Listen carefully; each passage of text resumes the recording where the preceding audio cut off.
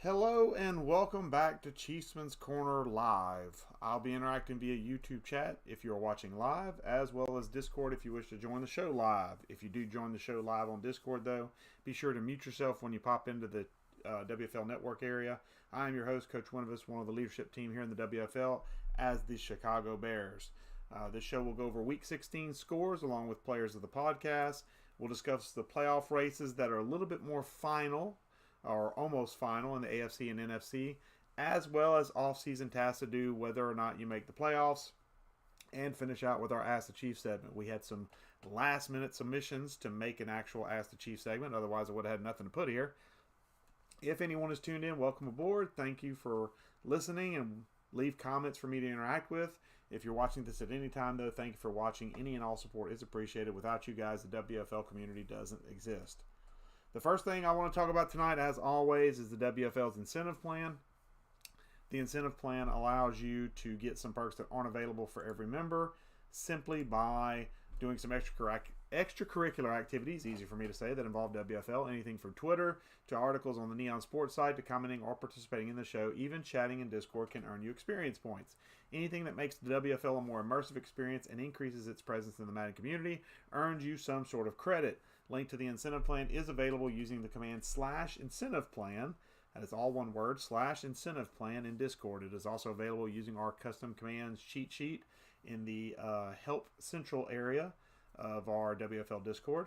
Next thing to talk about is our Ask the Chief form. You can use this form during the week between episodes, whether they're recorded or live, to submit any questions you have for me, and I'll answer them during the show, giving you credit for the question. It's an easy way to build up incentive points and provide extra content for the podcast. You can use the command /AskTheChief, again, all one word, /AskTheChief, to pull up the form in Discord.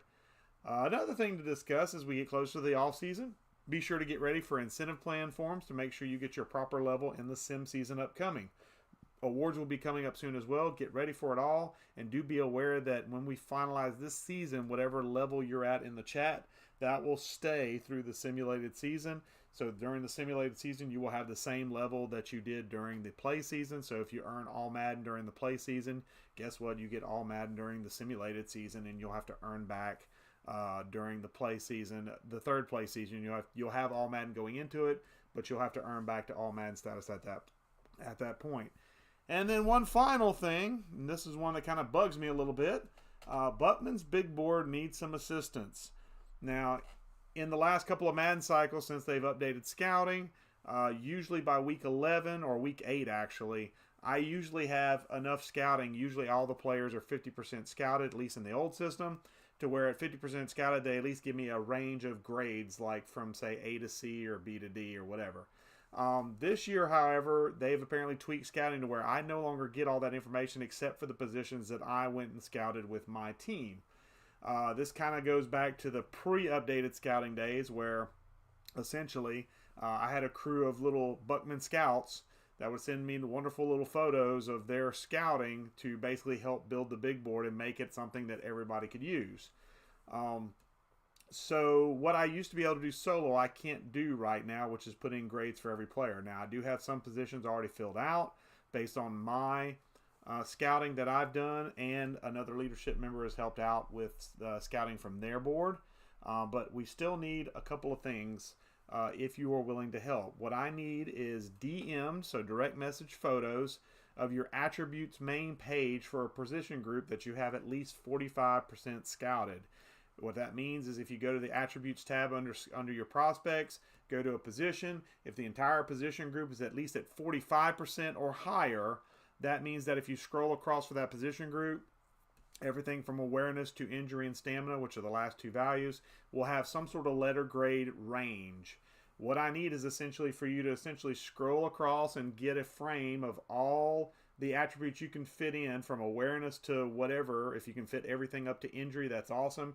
If not, because some positions do have more attributes than what fills in one form, what you'd have to do is take a picture of that shot, scoot it over, take a picture of the final attributes, and then if you have a list that goes long from top to bottom, basically you'll need to take a picture of the bottom end, or maybe even maybe even 2 or 3 sets of photos, depending on, like for cornerbacks, you may take 3 or even 4 photos going down of the entirety of the list. I realize this sounds a little bit confusing. But that's the easiest way we can get this information in. And what I'm efforting to do, or what I'm willing to do for anyone that's willing to put in that effort to take those photos and send them to me via DM, is essentially to the first people that submit the following positions. So first come, first serve for this award. I need quarterback, I need halfback, I need fullback, I need tight end, all the offensive line, so tackles, guards, and centers. I need defensive ends. I need linebackers, whether they're outside or middle linebackers. I need cornerback. I need safety. And if you have them, kickers and punters. But I think nobody's going to have kickers and punters, so I don't think there's a way to focus on kickers and punters. But to the first person that submits photos for a position group of that type, if you're the first person to submit quarterback, for example, and it's photos I can use, I'm going to give you 1,000 experience in the chat server. So you'll get 1,000 XP just kind of gifted to you as a way of saying thanks for helping us build out the Buckman's Big Board for everyone. So do be aware that whatever you share with me is going to be shared to everybody. So this is kind of one of those things where I pull the curtain back a little bit and show you a little bit of what goes on. So we do need help to finish out the Buckman's Big Board. So if you are able to help, willing to help, and are the first to jump in on any of these position groups that you have more than 45% scouted and get DM'd photos to me, you will get a gift of 1,000 experience to get just kind of popped into your inbox, and you'll see it kind of pop up whenever I award it out, or I'll DM you if I need to let you know you're the first one, so I'm going to give you 1,000 XP. So that's just a way to incentivize you to kind of help out and give some help to the big board, to give out help to everybody in the league. With housekeeping out of the way, let's talk about Week 16 action. And Week 16 action is going to start as I bring it up and get it scrolled down here. Let me get it. Oh, wrong thing. Let me get it open real quick. There we go. So this is Week 16 action. So this is the week that just ended as of last night. So in action were the Dolphins and 49ers. And this is a battle of teams trying to get to 500. And unfortunately, the 49ers fall short by a single point. 14-13 is your final here. The Miami Dolphins increase to 7-8. So they get one step closer to 500. And San Francisco falls below 500 to 7-8 on the season in a very tough playoff race. There are the 49ers. They're vying for that 7 seed, and that puts them a little bit behind the 8 ball going into Week 17 action. In a simulated affair, the Ravens beat the Steelers 38-17, your final here. The Ravens increase to 7-8 on the season, while the Pittsburgh Steelers fall to 4-11 on the season. In AFC North action, the Bengals outlast the Browns 27-21. The Bengals take their record to 9-6 on the season, while the Browns fall to 11-4, still, I believe, leading the AFC North. In AFC Conference action, the Jacksonville Jaguars and new owner John Wilson, I believe this is his first actual played victory. I could be wrong. If I'm wrong, John Wilson, I do apologize. 27-21 is the final here. The Jaguars go to 7-8 on the season, while the Raiders fall to 9-6. In AFC South action, a beatdown occurs as the Titans show up and don't show up.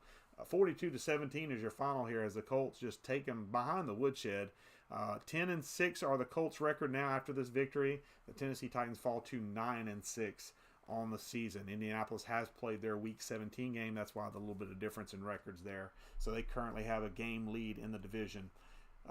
In AFC East action, so a lot of conference or a lot of divisional matchups here through this ticket. The Patriots and Waffles kind of take it to the Buffalo Bills and Meat Boy.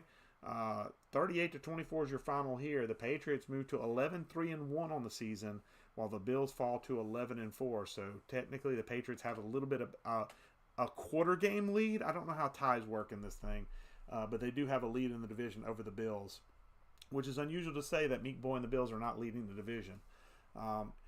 In AFC Conference action, a simulated game, obviously. The Chiefs failed to schedule, so we force win to win for the Texans. Texans get the win 49-21. Texans go to 5-9-1 on the season, while the Chiefs fall to 3-12.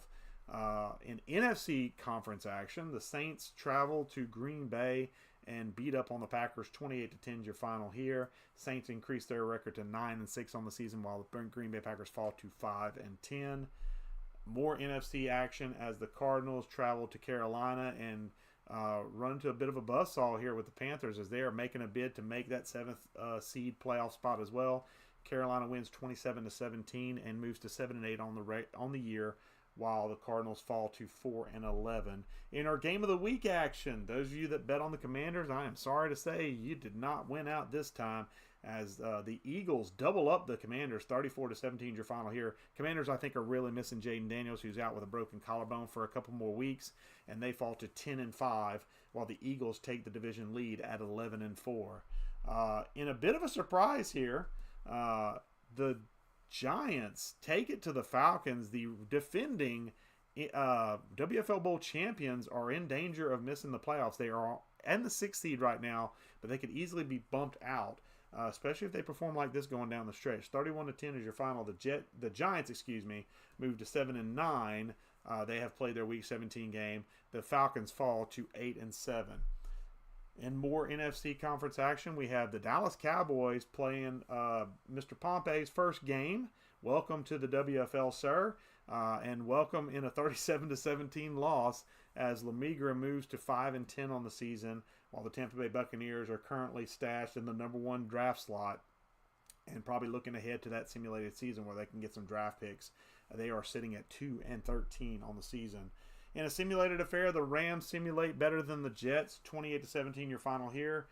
Smash and Big Pun Love could not get up in time, so unfortunately this was a simulated affair. Smash and the Rams go to 9-6, and the Jets and Big Pun Love fall to 5-10. The Lions and Bears in NFC North matchup, a game that was a lot better than their first affair, which was the ugliest affair I believe I've ever seen. At least this one had some points scored. The Bears come out on top, 27-14 your final here. The Bears move to 8-7 on the regular season, while the Detroit Lions fall to 4-11. And then we have AFC West action here with the Broncos and Chargers. Broncos come out on top, 24-10 your final here. Broncos move to 12-3 on the regular season, while the Chargers fall to 7-8, just below 500. In a game where you play the CPU polio, you come out on top by 6, 33-27 the final here. Polio and the Vikings move to 11-4, easily leading the NFC North, while the Seahawks and Chess KE fall to 6-9. And that is your Week 16 matchup right there for you. And with that, we need to talk players of the podcast. So my players of the podcast are, if you're not familiar with this setup, usually what I try and do is I try to single out guys that normally don't get singled out for offensive or defensive performances. I try to get those guys that usually have those lower records or newer guys to kind of, give them some moments in the sun, because everybody pays attention to the guys that, win 11, 12, 13 games. Not many pay attention to the ones that are like at 500 or lower. So my offensive player of the podcast for this one from Week 16, I'm going to go with Jaguars tight end, Evan Ingram. He had 8 catches for 115 yards and a touchdown in that 27-21 win over the Raiders. And for my defensive player of the podcast, even though it's in a loss, there was not a lot of defensive candidates in here. I could not overlook 3.5 sacks, though, from Chargers defensive tackle Morgan Fox. Had 4 tackles and those 3.5 sacks. Unfortunately, it wasn't a losing effort to the Broncos, 24-10. Now, going in, I need to talk about playoffs. Playoffs? Yeah, talk about playoffs. So here we go. Once again, I've got the big font up, so we're going to be seeing the NFC, and then I'll have to scroll a little bit for the AFC. But in the NFC right now, it's a tie for the 1 seed. So right now we got 2 teams at 11-4, Philly and Minnesota. Either one of those teams could easily be the top spot, but there's also one team that could knock them out potentially. Of course, Philly would have to lose out for Washington to take over. But Washington's right there at 10-5 in that 5 seed. They're their first wild card spot. So we have the NFC North champs, Minnesota Vikings, currently sitting at number 1 in Neon Sports, but that could be reversed in game. We have Philadelphia Eagles at the 2 seed. We have the Rams at the 3 seed and New Orleans at the 4 seed. Again, this could be flip-flopped as well, depending on other things that Madden figures out. They may use mascots. Who knows how Madden figures out tiebreakers in game. Then we have in the 5 seed, we have Washington, well-deserved at 10-5. And then we have a bit of a log jam at the back end here. Now, the Giants have already played their game. They're at 7-9. They're going to have a real tough time getting into the playoffs at this point with 1 game left to play, unless everybody ahead of them loses and they win Week 18. That's a tall order, and even then I don't know if they make it. So, unfortunately, the Giants are kind of fading now after that close loss to the Colts in Week 17. They lost by 2. It was like 35-33, I believe. But we have 4 other teams that have yet to play this week. We have the Falcons, the Bears, the Panthers, and the 49ers. And let's be realistic. I've seen me in this situation before. The Bears are not going to make the playoffs. I'm going to go ahead and tell you right now, spoilers, don't bet on the Bears. They're not going to make the playoffs. They'll choke. Don't worry. I know. I've seen it. I see it all the time. They'll choke. So Atlanta is comfortably in the 6th seed, but they could be overtaken by Carolina, especially if they play each other. I didn't look at schedules before I looked at the playoff races. So if Carolina and Atlanta play each other week 17 or 18, that could be a really, really important game, especially for Carolina, to try and kind of chase and overtake Atlanta. And these are the defending WFL Bowl champs we're talking about here that are struggling to even make the playoffs. But once you get in, all bets are off. And then obviously, you see Chicago currently sitting there at 8-7. They have games left with the Seahawks, which is another former WFL Bowl champion, probably a loss. And then the Packers, who probably owe them a beatdown for a computer, not simulated, but the Packers did play my CPU, and my CPU scored 60. I got news flash for you. I'm not scoring 60. So that'll be a tough game, and the Packers will look to play spoiler with their playoff hopes dashed. They might look to play spoiler there and try and knock Chicago out of it. I don't foresee Chicago winning either game, really. Now, San Francisco is an interesting one. They have all the talent in the world, but they just need to put it together, need to get Ayuk and Kittle and McCaffrey involved in that offense, which he does pretty well. But just getting them all to click and getting that defense to click is the big thing, because he's got a lot of studs on defense that he potentially loses to free agency in the offseason. So this is kind of the make or break year, because I know San Francisco's in the cap hell right now, I do believe, going into next season. So this is one of those that Tuchel's really got to get in the playoffs to kind of make some noise, so he can hopefully keep that thing going for the following season. I don't know anybody's play. I don't know who's anybody's playing. I know who I play. That's about it. But I think in this list, I could see Atlanta and Carolina making it. I think Austin's got a real good plan in place with Carolina, much better than the real Carolina Panthers do right now. So I think Carolina could sneak in. I think the NFC South gets 3 teams in here. I think the NFC South gets, obviously, the Saints. And even Atlanta could catch them and overtake them for the division lead. But I think the Saints have played pretty well this season, so I think they stay in that 4 seed. Washington's locked in the 5. I feel like I don't think they'll overtake Philly for that top spot in the NFC West. But I think Atlanta and Carolina make it. I think that's the teams that make it in the NFC. Now the AFC is a whole different ball of wax. Oh, I was at the bottom. I got to scroll back to the top for AFC. My bad. I went the wrong direction. Okay, so here we go. AFC. We start with Denver, who's 12-3 right now. They're pretty much leading the division, but right on their heels is the Patriots at 11-3-1. They are half game back, so Denver can't take it easy if they want that 1 seed and they want that bye to rest some players up. Because not only is New England breathing down their necks, but Cleveland's right there at 11-4 as well. Indy is also right there at 10-6, and New England can't take their foot off the gas because Buffalo's right there at 11-4, sitting there going, really? 11 wins is a wild card spot? Yes, it is. And then you look, and really right now, it's a 3-team race for 2 spots. It's Las Vegas, Cincinnati, Tennessee. Those 3 teams are jockeying for 2 spots. And I think of those 3 teams, if I had to be a betting man on this, and this is not a knock against the team I leave out, but I think Cincinnati makes it because he's proven himself in the playoffs. He's proven himself on offense. And I think in this game in particular, this release, I think offense is kind of key if you can limit your turnovers. Now, I know that Joe Burrow's been injured, so that could be a little bit of a monkey wrench thrown in there. And I don't know when he comes back or if he's already back. But I know last broadcast he was injured. So that could be something that could dictate whether or not Cincinnati makes it. But if Joe Burrow is healthy, I like Rustabusta's chances of making the playoffs from here. I like him winning out to go 11-6. And then I like Tennessee because Tennessee, even though they've had some issues lately, some hiccups, I know they lost this game in Week 16 pretty badly. But he's won more games than he's lost for a reason. He's got a good offense. He knows how to pass the ball with Will Levis, which clearly in real life Will Levis doesn't know how to pass the ball. Sorry, Cooley G, I know you're a Kentucky fan. But the thing of it is that I think those 2 make it. I know Las Vegas, having played Jay Burn a couple of times, I know he's more of a run-first style guy. And while that kind of can work well in the playoffs if you make it, I think a high octane offense is what you need in this Madden version, and I don't know if Las Vegas has the horses overall to have that high octane offense. So I think Las Vegas slides out to that 8 spot, and I think Cincinnati and Tennessee squeak in. So Las Vegas, Jayburn, you can use that as you can post that as bulletin board material if you want, but that's the way I see it. Which leads nicely into my Ask the Chief. Now I'm gonna answer one question, flip it. So essentially, I'm gonna answer one question, this question first. The second question is what I'm gonna answer first. Both of these come from Waffles. The most intriguing playoff matchup and why?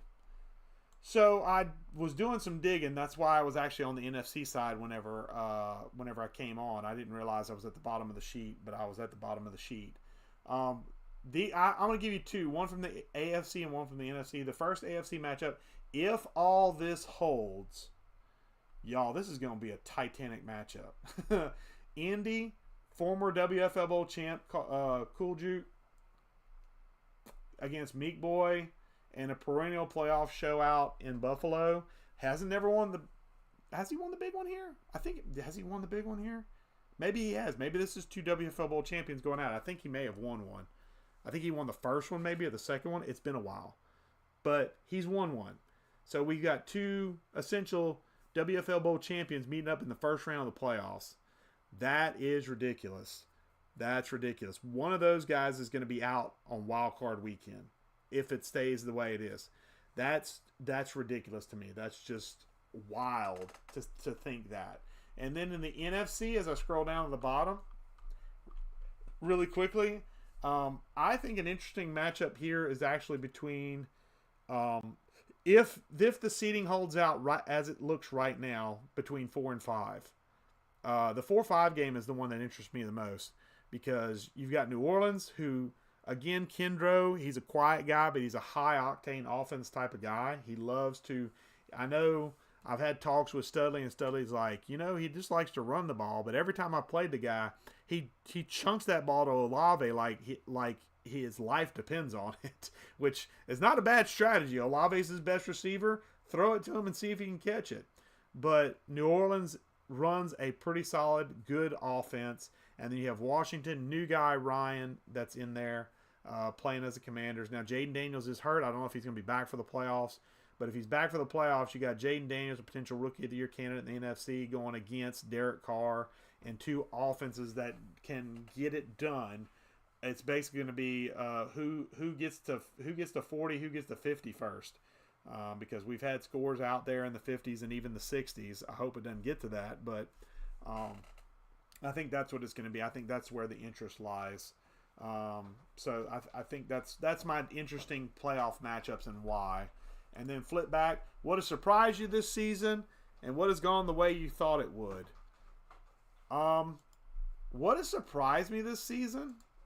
That's tough to say. I'm gonna go big screen here for a second. Boop. What has surprised me the most this season? I think the amount of sims. We've had a lot of fair sims this season for the beginning of a cycle, and I know why. We've had a lot of guys that have got a lot of obligations, whether vacations or football seasons going on in real life, obviously, and a lot of our guys are coaches and stuff in like high school, so they're busy a lot of nights. But I've seen a lot of fair sims that seems unusual to me this early in the cycle. That surprises me. What hasn't surprised me? Our scheduling. Our scheduling has always been like, I know I just said I kind of contradict myself a little bit when I say, well, fair sims and then scheduling. But we're jumping on scheduling for the most part. Most all of us are jumping on scheduling rather quickly and trying to figure out our schedules as quick as possible and figuring out, hey, we can't get it done. Let's just fair sim it. So even though we've had a lot of fair sims, and I understand why, I think the fact that for the most part, most of our league has been pretty much spot on scheduling. Has been nice to see as usual. Our scheduling guys are on top of things as always. They do a great job. I've added a guy, actually Austin Jackson, who we added to the leadership team before we started this cycle. He's been kind of helping out with scheduling, and between he and Lemigre, when Lemigre went on work vacay, not vacation, but he went on workcation. Austin Jackson stepped in, and Polio's always helped out with that as well. And then between that and our processes behind the scenes have just been nice to not have to worry, for my end, not to have to worry as much about a lot of things like gameplay, because Polio's taken over that role. Waiver wire, Waffles has taken over that role. I've been pretty much in a back seat role, which is unusual for me. I very much was kind of not necessarily doing all that, but I had my hands in all that, and I've been way more standoff than I've used to. So that's something that's been a pleasant surprise. But that's kind of where I'm at. The surprise, the abundance of fair sims, but at the same time, guys are scheduling really, really well and figuring out, hey, we just can't make a schedule work. Let's just fair sim it and move on. So I do appreciate that. Even though it sounds like I don't like the fair sims, I appreciate the fact that we're figuring this out quickly instead of leaving us hanging until that last day where we're just kind of like, guys, we need to know. Guys are communicating, for the most part, relatively quickly about that, and I do appreciate that. And I think with that, I'm going to shrink myself back up here in the corner and then put my logo back up here. There we go. And I think with that, there's one other thing I do want to discuss right now, and I want to talk about before we head out, the simulated season. Now, is that all that popping up? Yeah, all that's popping up. I forgot to turn that off. My bad. You're going to see a bunch of stuff pop up. I'm sorry. So with that being said, we're going to have, after we finish this season, for those of you that are brand new, just kind of coming in or need a refresher, after the season, we're going to do a simulated season. We have it scheduled out as far as, how we're going to do things. The only thing we don't have plugged in yet, because we don't have it finalized, is the dates. What we're going to do, though, the plan is from the time we end WFL Bowl 10, which is going to be a played WFL Bowl, there will be a gap of about 2 weeks. Now, this gap does not mean we're taking a vacation. Does not mean we're staying. We're getting out of here. You know what? I'm gonna go big for this. That doesn't mean we're taking a break. What this simply means is we're going to be basically doing our off season as normal for this season, for season 10, and then we're going to do an accelerated season where we don't play any games. All we're going to be doing is you're going to be allowed to do contracts like normal. We're going to have a 50% list like normal. On the weeks where like we stop, we do pauses, you'll be able to do everything you normally can do, like scouting, setting up your focuses for scouts, setting up national focus, that kind of stuff. We'll still be stopping and doing, because also we'll be building the big board for that season as well. So we'll have all that budgeted out. But essentially, we're going to go from essentially season 10 play season to season 12 play season in about 2 weeks. So that means we're going to have, after we get done with the WFL Bowl, we're going to have a draft a couple of days after, just like we normally do. Once that draft hits, we're going to have about a week where we're doing our simulated activities. If it's that long, I think it's maybe 5 days, honestly, maybe even less. But we're going to simulate an entire season, including playoffs. And then what we're going to do is, for the last bit of it, we're going to kind of be around to kind of talk about it, because we're going to simulate one round at a time and just kind of be like, oh, this team made it to division. This team made it to conference. Oh, well, this is the WFL Bowl 11. We will crown WFL Bowl 11. It will be a simulated game. There will be no games played during season 11. We will have banners for MVP. We're going to have off-season awards like we do. So we're going to do all our normal stuff. We're just doing it in a very abbreviated timeline. We're doing a simulated season to make contracts matter for those of you that have those long-term deals. Because honestly, normally, even last year, the reason we're doing this, just in case you don't remember or are unaware, the reason we're doing this is because last year was the best scheduling we ever had. It was phenomenal. All you guys rocked. You guys killed it. We still only got 4 seasons in. That really is not a lot, to be fair. We could have done a 5th one, but I think by the time we hit the mark of like April with 4 seasons, a lot of us were done, myself included. By the way, I'm fully on board. I'll tell you straight up, I was done. I was running 2 leagues. I was running the GM league that we had. Now we don't have it. I was running it. I was running WFL. I was burned the F out. So I was done after 4. and most of the league was done after 4. So even with scheduling being as good as it ever was, with guys just sticking to point, getting games in, getting done, we only got 4 seasons in. That's not really fair if you sign a guy to like a 5-year, 6-year, 7-year deal. You don't ever see the end of that contract. You don't ever see the repercussions of that deal. So these simulated seasons are going to add in extra years to, number one, get us through more rookies, because, by the way, here's the bonus for you. Every rookie draft we have is now going to be eligible for carryover. That's something new we're doing for this cycle. So this draft, the next draft, every draft we do, normally it used to be just that last one of the cycle was our carryover. This cycle, you can pull from any draft. So if you draft a generational stud this draft, you can carry him in the next Madden. You won't carry all his stats. You'll carry whatever he was day 1, but you can carry him over to Madden 26.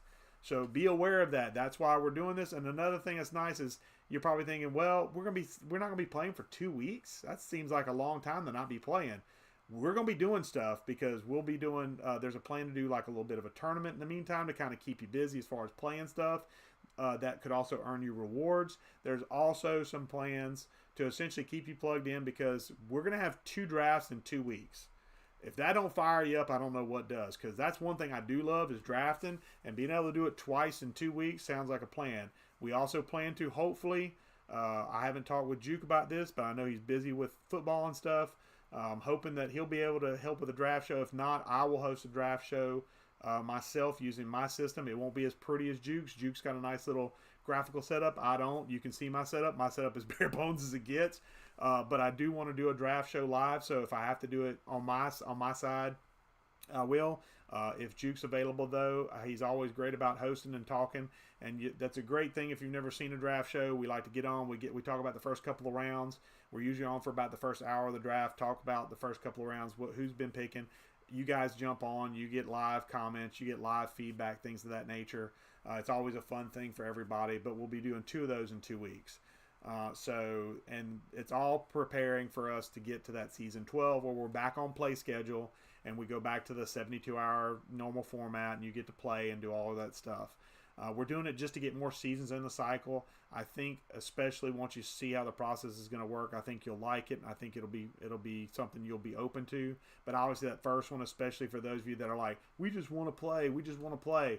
I hope you understand we're doing this so that way we can extend our cycle, so we can have more seasons, so we can have more awards, we can have more banners, we can have all this stuff that makes our league look even better and more seasoned than it usually is. So that's the reason for it.